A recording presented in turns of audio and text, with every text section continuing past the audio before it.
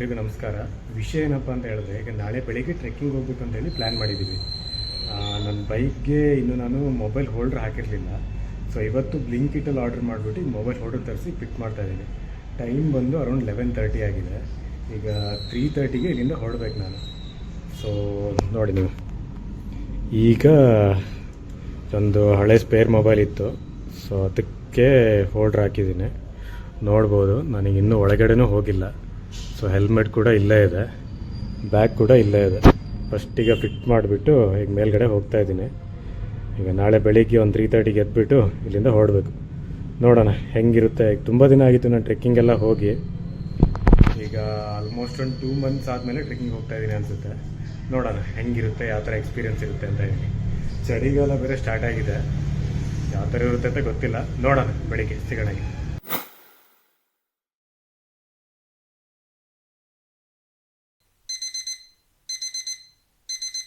Good morning everyone. Time ಬಂದು almost ಒಂದು 4 o'clock ಆಗಿದೆ. ಸೊ ಈಗ ರೆಡಿ ಆಗಿಬಿಟ್ಟು ಹೊರಡ್ತಾ ಇದ್ದೀನಿ. ಅಲ್ಲಿ ಮುಂದೆ ನಾಗಾವರ ಹೋಗಿ ಅಲ್ಲಿ ಫ್ರೆಂಡ್ಸ್ನ ಮೀಟ್ ಮಾಡಿಕೊಂಡು ಅಲ್ಲಿಂದ ಮುಂದೆ ಹೋಗಬೇಕು. ಸೊ ಹೊರಡೋಣ. ಆಲ್ರೆಡಿ ಟೈಮ್ ಆಗಿದೆ, 3:30 ಅಂದ್ಕೊಂಡೆ, ಬಟ್ 4 o'clock ಆಯಿತು. ಸೊ ಹೋಗ್ಬಿಟ್ಟು ಅವ್ರನ್ನೆಲ್ಲ ಮೀಟ್ ಮಾಡಿಕೊಂಡು ಹಾಗೆ ಮುಂದೆ ಹೋಗೋಣ. ನಾವೀಗ ಎಲ್ಲಿಗೆ ಹೋಗ್ತಾ ಇದ್ದೀವಿ ಮತ್ತು ಟ್ರೆಕ್ ಹೆಂಗಿರುತ್ತೆ ಅದ್ರ ಡೀಟೇಲ್ಸ್ನ ನಾನು ಅಲ್ಲೇ ಹೋಗ್ಬಿಟ್ಟು ಕೊಡ್ತೀನಿ ನಿಮಗೆ. ಸೊ ಕಮ್, ಲೆಟ್ಸ್ ಗೋ.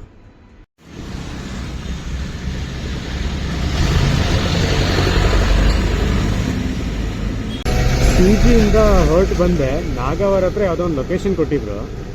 ನಾನು ನೋಡಿದ್ರೆ ಇಲ್ಲೆಲ್ಲರೂ ಸಿಗ್ತಾರೆ ಅಂತ ಹೇಳಿ ಮ್ಯಾಪ್ ಏನೂ ಹಾಕಿರಲಿಲ್ಲ, ಹಾಗೆ ಬಂದೆ. ನೋಡಿದ್ರೆ ಅವ್ರು ಕೊಟ್ಟಿರೋ ಲೊಕೇಶನ್ಗಿಂತ 5 ಕಿಲೋಮೀಟ್ರ್ ಮುಂದೆ ಬಂದಿದ್ದೀನಿ. ಮತ್ತು ಅಲ್ಲೆಲ್ಲ ಕಡೆ ರೋಡೆಲ್ಲ ಬ್ಲಾಕ್ ಆಗಿತ್ತು. ಸೊ ಎಲ್ಲ ಸರ್ವಿಸ್ ರೋಡಲ್ಲೇ ಬಂದೆ ನಾನು.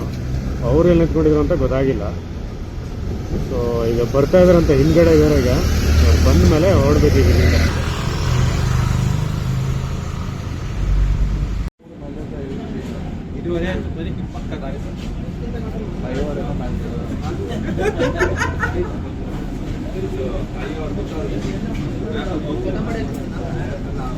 Two hours later.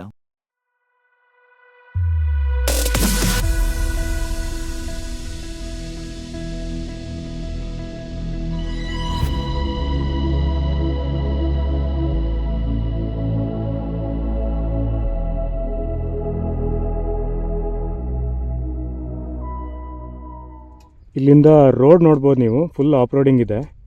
ಇಲ್ಲಿಂದ ಅಲ್ಲಿವರೆಗೂ ಆಫ್ ರೋಡಿಂಗೇ ಫುಲ್ಲು, ಯಾವುದು ಡಾಂಬರ್ ರೋಡ್ ಏನಿಲ್ಲ. ಸೊ ಈ ಥರ ಹೋಗಬೇಕು. ಇಲ್ಲಿಂದ ವ್ಯೂ ಕಾಣ್ಬೋದು ನೀವು ನೋಡಿ, ಈ ಥರ ಕಾಣ್ತದೆ ಇಲ್ಲಿಂದ ವ್ಯೂಸ್. ಸೊ ಇಲ್ಲಿಂದ ಹೋಗ್ಬೇಕು ಆ ಕಡೆಗೆ. ಈಗ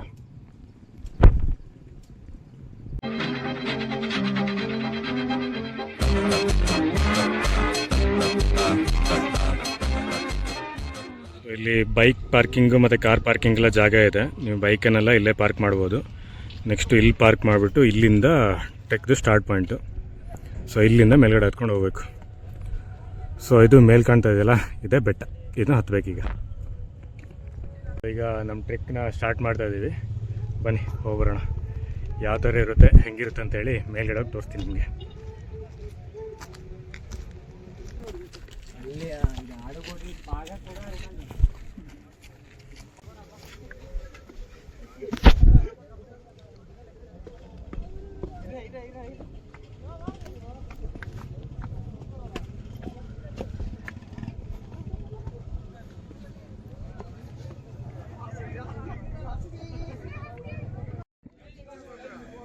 ನಾವೀಗ ಅಲ್ಲಿಂದ ಬಂದಿದ್ದು, ಹಾಗೆ ಬಂದುಬಿಟ್ಟು ಅಲ್ಲಿ ಬೈಕ್ನ ಪಾರ್ಕ್ ಮಾಡಿ ಅಲ್ಲಿಂದ ಹಿಂಗೆ ನಡ್ಕೊ ಬಂದಿದ್ದೀವಿ. ಸೊ ಅಲ್ಲಿ ನಡ್ಕೊ ಬಂದುಬಿಟ್ಟು ಇಲ್ಲಿ ಮೇಲ್ಗಡೆ ಬಂದು ನಿಂತಿದ್ದೀವಿ. ಸೊ ಇನ್ನೂ ನಿಮಗೆ ಇಲ್ಲೂ ಕಾಣುತ್ತೆ, ಇಲ್ಲಿಂದ ಮೇಲ್ಗಡೆ ಹೋಗ್ಬೇಕೀಗ. ಇವನು ನೋಡಿದ್ರೆ ಇಲ್ಲಿ ಫೋಟೋ ತಗೊಂತವನೆ, ಫುಲ್ ಎಫರ್ಟ್ ಹಾಕಿ ಫೋಟೋ ತಗೊಂತವನೆ ಅಷ್ಟೇ. ವಿತೌಟ್ ಡ್ರೋನ್ ಶಾಟ್ ತೆಗಿತೀವಿ ಅಷ್ಟೇ. ಪಾಪ ಅವಾಗಿಂದ ತುಂಬ ಕಷ್ಟಪಡ್ತಾವನ. ಏನಕ್ಕೆ ಅಂತ ಹೇಳಿದ್ರೆ ಒಂದು ಫೋಟೋ ತೆಗಿಬೇಕಾಗಿದೆ. ಅಲ್ಲಿ ಯಾರ್ದನೋ ಕೊಟ್ಟರೂ ಆಗಿರೋದಪ್ಪ.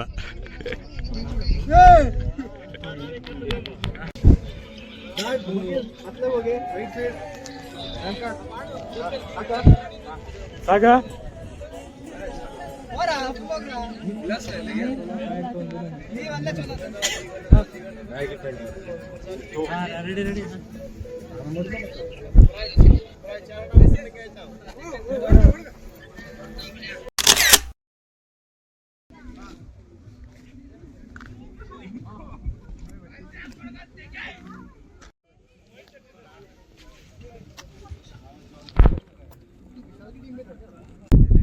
ನಾವೀಗ ಹಾಫ್ ವೇಗೆ ಬಂದಿದ್ದೀವಿ.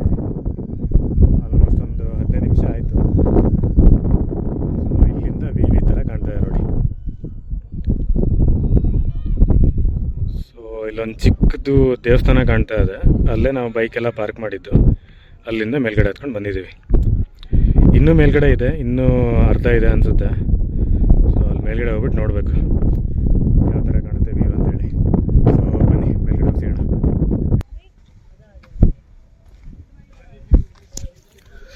ಅಲ್ಲಿ ಮುಂದ್ಗಡೆ ನೋಡ್ಬೋದು. ಇಲ್ಲಿ ಮೇಲ್ಗಡೆ ಒಂದು ಚಿಕ್ಕ ದೇವಸ್ಥಾನ ಥರ ಏನೋ ಇದೆ. ಸೊ ಅಲ್ಲಿ ಹೋಗ್ಬಿಟ್ಟು ನೋಡೋಣ ಬನ್ನಿ.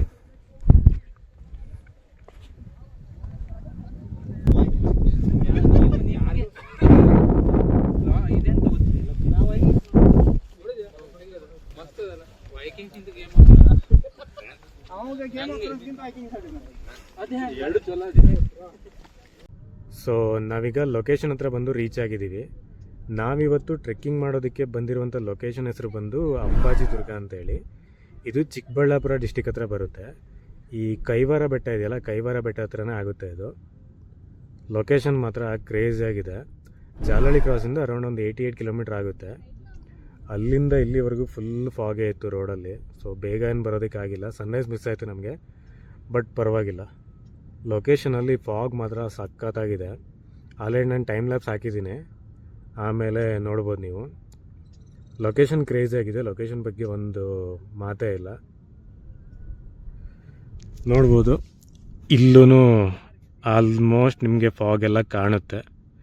ಸೊ ಮೇಲ್ಗಡೆಯಿಂದ ಈ ಥರ ಇದೆ. ಸೊ ಟ್ರೆಕ್ಕು ಅಂದರೆ ಆಫ್ ರೋಡಿಂಗ್ ಜಾಸ್ತಿ ಇದೆ ಇಲ್ಲಿ. ಲೊಕೇಶನ್ನು ಆಲ್ಮೋಸ್ಟ್ ಒಂದು 5 ಕಿಲೋಮೀಟ್ರು ರೋಡ್ ಚೆನ್ನಾಗಿಲ್ಲ, ಫುಲ್ ಮಡ್ ರೋಡೇ ಇದೆ. ಸೊ ಆಫ್ ರೋಡಿಂಗ್ ಮಾಡ್ಕೊಂಡೇ ಬರಬೇಕು.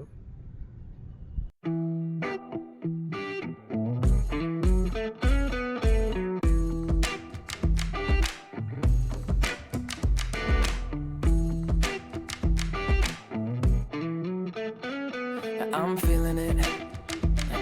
My bones telling me it's right. It's so different. But when you take me to the light, it's like a cigarette. And I'm burning at your lips. That's so innocent. And you kick it up and now. ಅದೇ ಸಚಿನ್ ಹೇಳ target ಇಲ್ಲ ಅಂತೂ ಇಲ್ವಾ?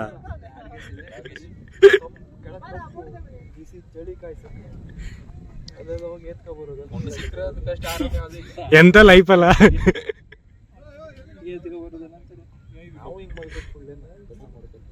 ಹೊಟ್ಟಿ ಕಾಣ್ತದ್ಯೋ ಹಿಂದ್ ಮಾಡ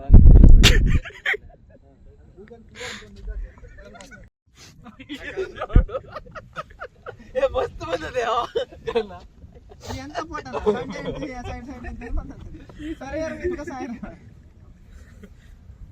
ಹಿಡ್ಕೊಂಡಾರು ನಿಂತ್ಕೊಂಡೆ ಅದೆಂತ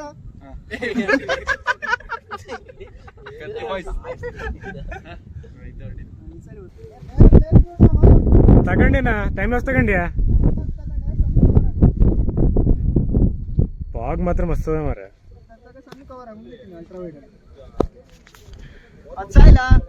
ಸತ್ಯ ಹತ್ರ ಇರೋ ಪ್ಲೇಸ್ ನೋಡ್ರ ಬೇರೆದ. ನಿಮ್ಮಂತವ್ರು ಬೇಕಾ ಬೈಲಿಲ್ ತಿರ್ಗ? ಡೆಡಿಕೇಶನ್.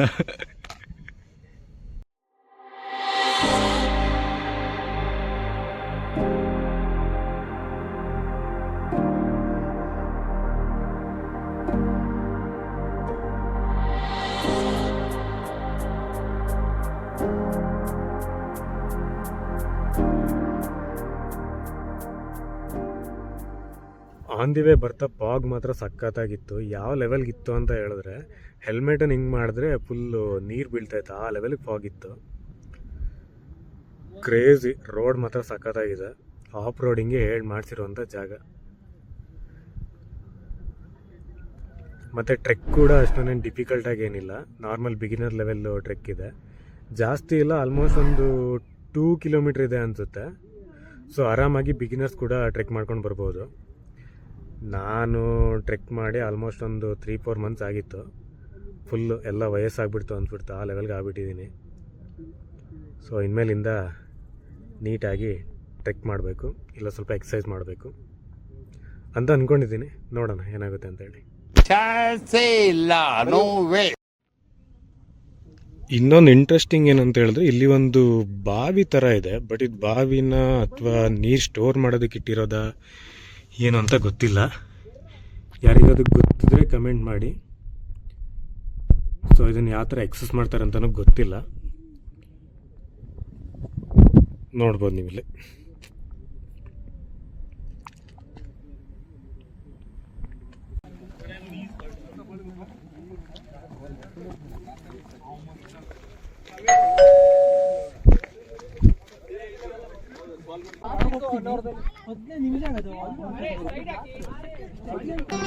ಮತ್ತೆ ಭೇಟಿಯಾಗೋಣ.